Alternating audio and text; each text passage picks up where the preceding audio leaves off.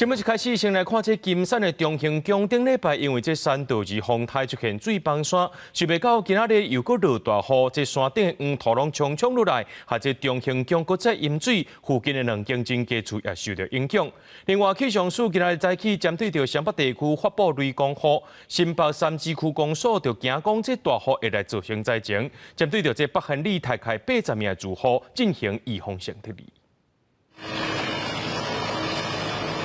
当港股企业者进入新北金山的中兴宫协助供庙，也有附近的两间民家青都贵意涂骹的红毛土沟啊，互住户困扰的就是，顶礼拜再因为三道二风台来造成土石流，居民拍拼重建工园，车市阁拄到大水雨，致使当地又阁淹水。有一些水跟泥呀，往那个缝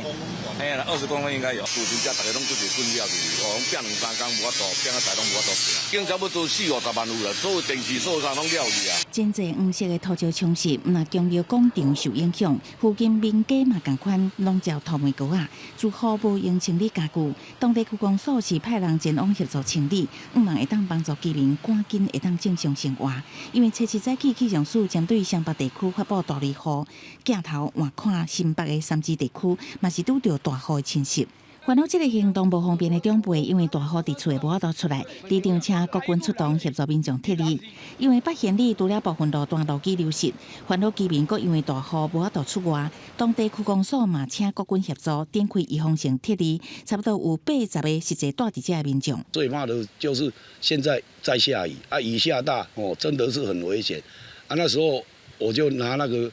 广播器到处去广播说，请大家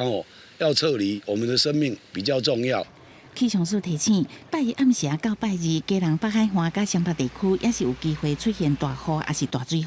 山区民众一定要小心防范。记者综合报道。